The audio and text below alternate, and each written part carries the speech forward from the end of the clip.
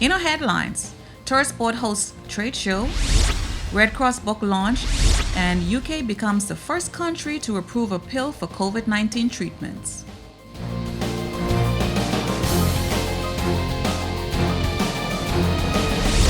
Welcome, Turks and Caicos. I'm Latoya Walker, your anchor for Friday's newscast. Newswatch starts now. The Turks board on Thursday hosted its inaugural trade show for local businesses and vendors at the Ritz-Carlton. Take a look. The first of its kind here in the islands, but certainly not the last. The tourist board had quite a turnout on Thursday for its first destination retreat trade show. Hosted at the Ritz-Carlton, the event saw many businesses showcasing their products. From indigenous art to event planning. To dive in, it was all on display. Director of the tourist board, Pamela Ewing, expressed gratitude that one of her long-held visions for the board came through this week. It was an opportunity for local service providers and travel advisors to interact in a collaborative environment. Well, basically, these native gift shop is our indigenous craft. The straws, and the straws is found locally on the island. They are made by me. So most of the items are out of straw works. And here we have some of our conch shell necklaces. And we have this is the wilts shell. And we have a little bit of sea glass and the Larimer stone. This is our conch shell earrings, the variety of them. And also here I have the fan. It's made also from the straw. So, maybe this after this is what I'm carrying. It's made locally on the islands, and I'm definitely pleased. Hi, my name is Ginny, and I'm here representing the nation's capital, Grand Turk. We are Boyo Dive Resort. We are only a 22-minute harbor plane away from Providenciales for people that want to come and experience the Caribbean as it used to be. We have diving, we have whale watching right outside the resort in the winter months. We can teach you to dive, or you can just relax on the beach. My name is Joseph Musgrove. I am a captain at Grand Slam Charters, and right here we have Bridget, who works our front desk and does all our bookings for us. And as it says, we are a charter company, and we focus mainly on fishing excursions and beach cruises and island hopping. In addition to interacting with local vendors promoting their goods and services, attendees were treated to a show put on by local bands, dancers, and the performance put on by the iconic We Found Junkanoo Band. There were also door prizes to be won and souvenir giveaways. For PTV News Watch, I'm Delana Isles. Education Officer for Special Needs Jasmine Watkins says government is taking very important steps in the area of special needs.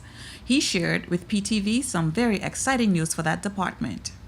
Education Officer with responsibility for special needs education, Jazz Watkins, says this Special Needs Awareness Month being observed under the theme No Child Left Behind, he is mostly looking forward to the Special Education Drive, which will assist with identifying persons in need of assessment. Parents are not always forthcoming with sharing information in regards to, those type of files or information regarding their children. They should be, because if it's a matter of helping to remediate the child and provide them with the necessary intervention, we need the full scope picture. So what we're trying to do is we're using the registration drive to identify those children firstly who would have been diagnosed. Minister of Education Honorable Rachel Taylor says special needs will be given priority, and Watkins' responsibility as Education Officer of Special Needs Education is to oversee the work and professional development of the 14 special needs unit teachers across the 16 public schools.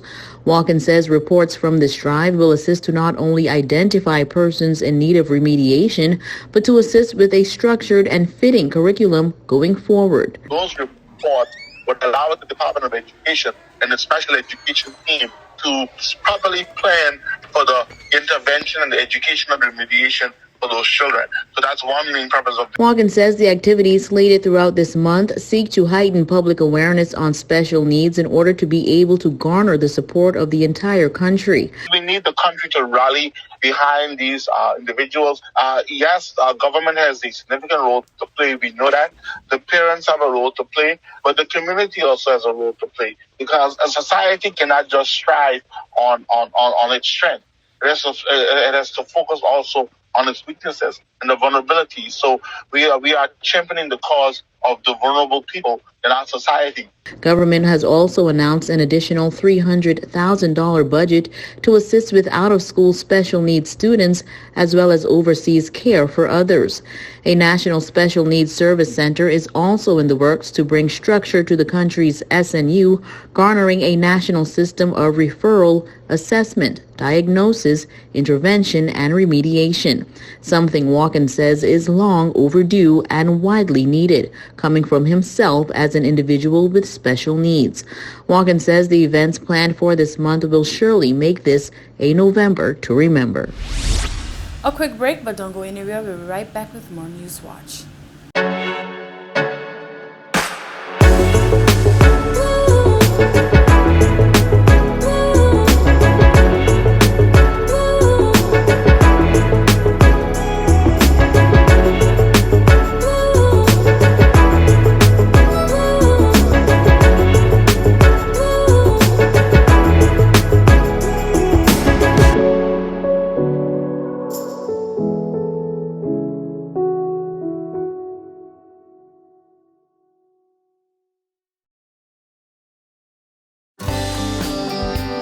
This is a reminder that all PTV service accounts are due on the first day of each month.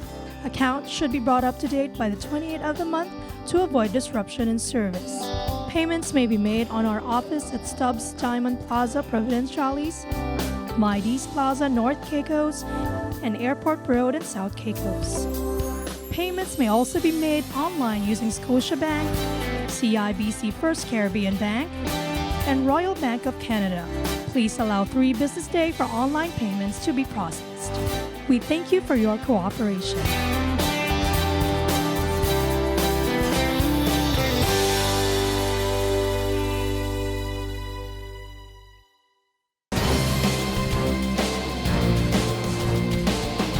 Welcome back to Newswatch. The UK becomes the first country to approve a pill for COVID-19 treatments. Newswatch brings you a look at some information you should know about the new capsule. Merck has delivered on their promise of a new drug to aid in the treatment of COVID-19, which, much like the vaccine, would be beneficial to prevent severe COVID disease. However, the pill, unlike the vaccine, would be given in the days after COVID-19 symptoms arise. While UK has approved the drug, Merck Company has applied to the FDA for emergency use authorization of the pill, called Molnupiravir. The company says its clinical trial results were so impressive that it ended the trial early in order to move into the next phase of emergency use approval. So, as promised, let's get into what you should know about Molnupiravir. The pill is meant to be taken after you've experienced COVID-19 symptoms, as once the drug enters your bloodstream, it blocks the ability of the SARS-CoV-2 virus to replicate. While the clinical trial reported no serious side effects, persons, especially females, should know that a concern is that this drug may interfere with RNA replication needed for fetal development and cause birth defects. The drug is similar to the Tamiflu, an antiviral medication used to prevent serious symptoms of flu, and Molnupiravir is a pill to be taken twice daily as directed by a pharmacist or physician. And perhaps the biggest question of them all is, if the pill is approved worldwide, will persons still need to take the COVID-19 jab? Researchers' answer to that is, even if it is as successful in real-world scenarios as it was in the study, vaccination will remain essential for preventing SARS-CoV-2 infection and for slowing its spread. Experts say persons who are vaccinated have a much lower chance of getting sick and needing any treatment. Hence, the vaccination is still classified as the first and most important step towards the prevention of COVID-19. It's out now, the Red Cross Cookbook, the second of its kind, featuring amazing recipes from local chefs. PTV spoke with illustrator and editor Mrs. Amanda Dakin and Red Cross executives Thursday evening about the initiative. The best cookbooks are far more than a straightforward list of recipes. They're often philosophical in nature, a journey through history by way of your senses. Such is the Red Cross Cookbook, combining mouth-watering recipes with art. The book not only captures the essence of the Turks and Caicos Islands through food, but explores further. Newswatch caught up with editor and illustrator of the book, Mrs. Amanda Dakin. I've always been a follower of the Red Cross. I think they do a fabulous job. And to be absolutely honest, the honor of being asked gave me permission to join them and do my best. And I never thought I could produce a cookbook. I've never done any book publishing in my life. So I had a lot of learning to do, and it was a headache at times, but a lot of fun. A lot of fun. And I'm actually really proud of what's come out, and I wouldn't put it out there to be sold if I wasn't proud of it. And I think that was the terrifying thing, is to think that whatever I delivered wasn't good enough, but I'm very happy. Only 300 copies of the book have been printed so far, with all of the proceeds going to help fund the amazing altruistic work of the TCI's Red Cross. The organization is part of the world's largest network with over 80 million volunteers and 92 national societies worldwide. And as a British overseas territory, the local arm of the Red Cross is a branch of the United Kingdoms. Newswatch chatted with acting director of the Red Cross, Candy Ann Williams. Interestingly enough, I was showing it to someone, and her comment was that her sister likes to cook. And so she would take the opportunity of getting the book, and they'll probably do a meal together. So, it's a nice way to come together and try and experiment on other people's recipes. A lot of people have shared their recipes. It may not be the same way that you do yours, so you learn something new.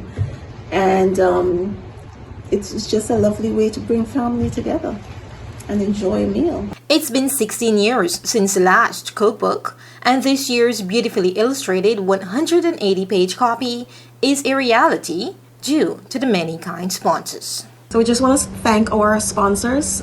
Without them, of course, that we wouldn't have been able to produce this cookbook.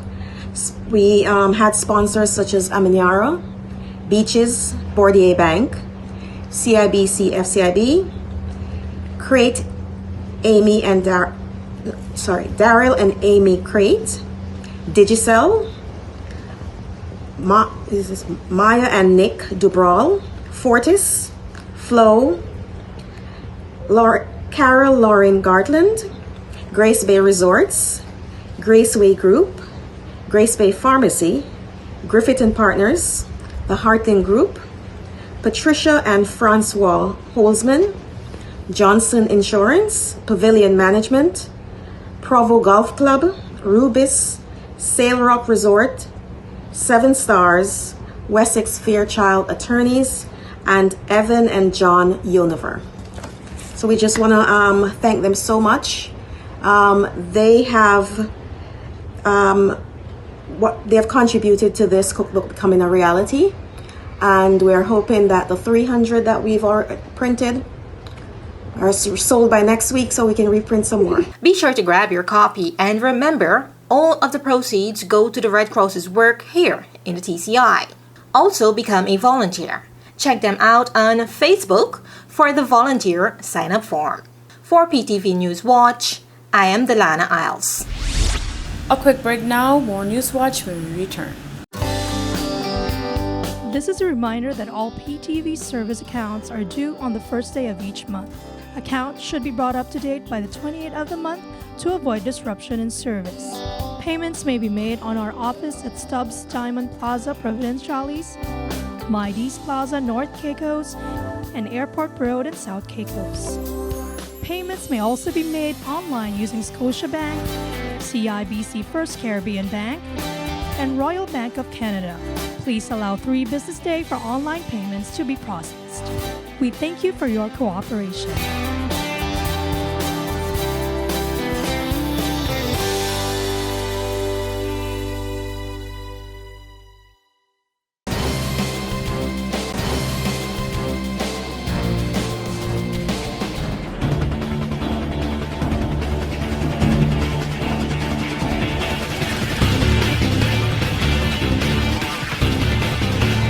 The Provo Premier League is back to business tomorrow and Sunday. The league is speeding towards the finale with just 2 weeks of the Apertura left. Meanwhile, Blue Hills FC is still chasing down the SWA Sharks for the Apertura title after both teams won their matches last week. Blue Hills FC are set to take on Beaches, who are second in the league, at 6 p.m. on Saturday. They're hoping for a victory to keep the pressure on the Sharks, while the Sharks take on the Confident Teachers straight afterwards at 8 p.m., with both having won last week. The last time they played against each other, the Teachers were the ones that snagged a 5-4 win against one of the league's leading teams. It was one of the biggest games of the season, as well as one of the season's biggest upsets. So competition will be stiff as both teams set their eyes on victory. On Sunday night, the Eagles and Flamingo FC will both want to shake off their recent bad runs as they compete, hoping to finish off the Apertura strongly. Interestingly, one of the final week games next week is Blue Hills FC versus SWA Sharks, which could be a huge deciding game for the league depending on tomorrow's results. Reporting for your Sports Authority, I'm Ali Carvey. Now a look at our 3-day weather forecast. Grand Turk on Saturday, partly cloudy skies, high 85, low 81. Winds southeast at 15 to 25 miles per hour. On Sunday, partly cloudy skies, high 85, low 79. Winds south-southwest at 10 to 15 miles per hour. On Monday, scattered thunderstorms, high 84, low 77. Winds southeast at 10 to 15 miles per hour. For South Caicos on Saturday, partly cloudy skies, high 85, low 80. Winds south-southeast at 15 to 25 miles per hour. On Sunday, intervals of clouds and sunshine, high 85, low 79. Winds southwest at 5 to 10 miles per hour. And on Monday, scattered thunderstorms, high 84, low 77. Winds north at 10 to 15 miles per hour. For North and Middle Caicos on Saturday, partly cloudy skies, high 86, low 79. Winds south-southeast at 10 to 20 miles per hour. On Sunday, sunshine and mixed clouds, high 86, low 78. Winds west-southwest at 5 to 10 miles per hour. On Monday, scattered thunderstorms, high 84, low 77. Winds north-northwest at 10 to 15 miles per hour. For Parrot and Pine Key on Saturday, expect partly cloudy skies, high 85, low 79. Winds south-southeast at 10 to 20 miles per hour. On Sunday, sunshine and mixed clouds, high 85, low 77. Winds west-southwest at 10 to 15 miles per hour. And on Monday, scattered thunderstorms, high 83, low 77. Winds east at 10 to 15 miles per hour. And on Providenciales on Saturday, partly cloudy skies, high 85, low 79. Winds south-southeast at 10 to 20 miles per hour. On Sunday, sunshine and mixed clouds, high 85, low 77. Winds west-southwest at 5 to 10 miles per hour. And on Monday, scattered thunderstorms, high 83, low 77. Winds east at 10 to 15 miles per hour. Expect the sun to rise at 6:56 a.m. and set at 6:11 p.m. Our high tides are 9:21 a.m., 9:37 p.m., and the low tide 2:47 a.m. and 3:36 p.m. And now our hurricane outlook. For the North Atlantic, Caribbean Sea, and the Gulf of Mexico, tropical cyclone formation is not expected during the next 5 days. That was your weather forecast and hurricane outlook. We'll be right back with more News Watch.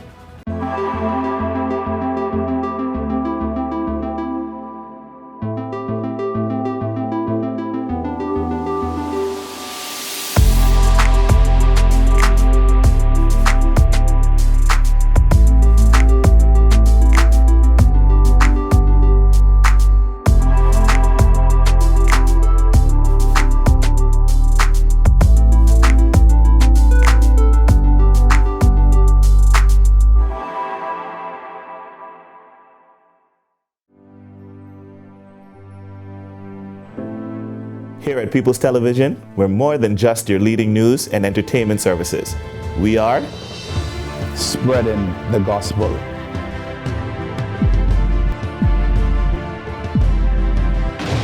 We are breaking barriers. We are preserving the culture. Each one, teach one. We are committed to excellence. We're creating change. We are creating memories. We are the future. I am PTV. I am PTV. I am PTV. I am PTV. We are PTV. We are continuing the legacy. We are PTV.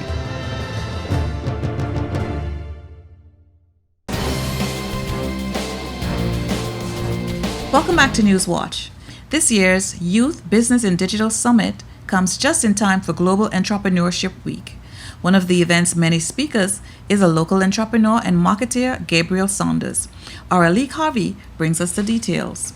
On November 10th to 12th, Caribbean entrepreneurs will have the opportunity to learn how to sell their business regionally and internationally from the comfort of their homes. Those tuned in will benefit from the knowledge of over 15 industry experts who will be passing on the tricks of the trade from first-hand experience. Jamila Bannister of J. Bannister Branding in Trinidad and Tobago is a personal branding strategist and shared that she will be delivering her 7-step framework to brand building online and also touch on problem solving. So I will be sharing with the audience my 7-step framework to building a brand that stands out online. So I really hope to impart how service-based entrepreneurs really need to build not just their business brand, but their personal brand, which is critical when it comes to establishing credibility online as a service provider. We function in a space where potential clients need to see results, they need to see examples, they need to hear stories of satisfied clients, and even need to hear stories from us and from the things we have done, from the times we have failed, from the times we have succeeded. There are times, especially in digital, if you are working in digital, there are times you will be doing something and it just will not work. It just will not work and it will frustrate you. And just even preparing for the summer, there are times when the website crashed, there are times when certain things happen and we had to go back and I'm like, listen, a plugin is not working here or whatever the case may be, right? So there are times where you may be trying something, you may be running an ad, you may be doing this, doing that, and you're thinking something is not working. But the beautiful thing about digital is if something does not work, there's always somewhere you can go back and detect the problem. The Turks and Caicos will be represented by Gabriel Saunders, who will be a keynote speaker and sharing his advice and experience from co-founding local marketing agency, Turks and Caicos TV. I'm looking to really speak about network building. That's been something that has been absolutely crucial for us with the success that we've had. And I'd just like to speak about that, speak about how you can go, especially being from a small Caribbean island, and go and start networking with, top tier influencers that come down to your island. So for us, it's been people like DJ Khaled, Chance the Rapper, Chase Demore, et cetera, et cetera. So for me, it's all about network building. And we can talk about, from my perspective, the journey of Turks and Caicos TV and how we were able to start from 0 followers up to around 4,500. Essentially the experiences that I've gained through that journey and impart that knowledge on others at the summit and allow them to know, hey, no matter what it is that you're looking to try to create from the digital side, as long as you are consistent with your branding, you are consistent with your posting to ensure that you get consistent engagement.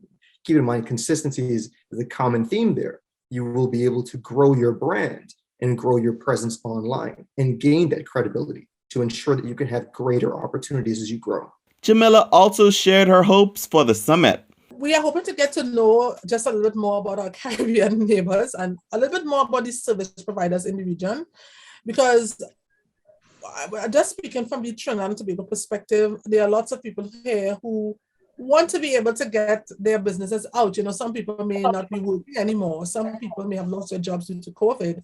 Some people may have decided, okay, now that COVID has come and gone and my industry has been affected, I always wanted to try X or Y or Z. But now they're thinking, how do I actually make the transition from where I was to where I would like to be?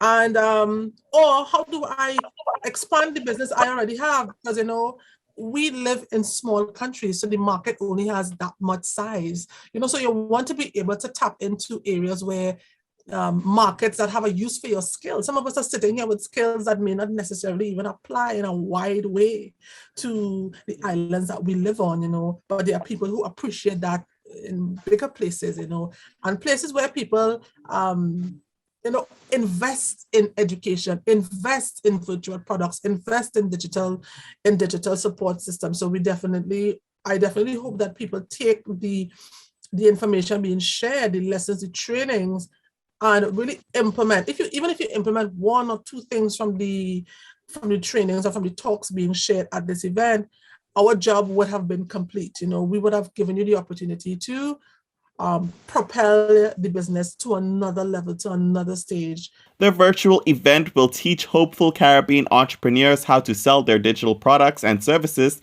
globally. For those wondering how to register, Jamila told us more. And it will be accessible on the summit's website, www.yourbusinessindigital.com. Right now, we have the pre-registration happening. So you sign up, you get on the list, and the summit will be going live very soon. I don't know if by the time this interview airs, it might go live.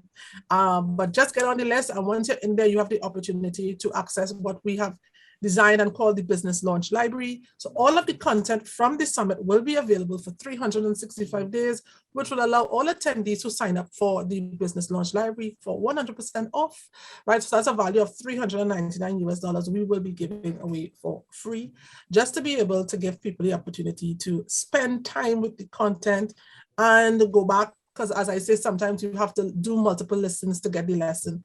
Don't get it all right away. So that's about 15 hours of content, along with some free downloads that some of the speakers will provide.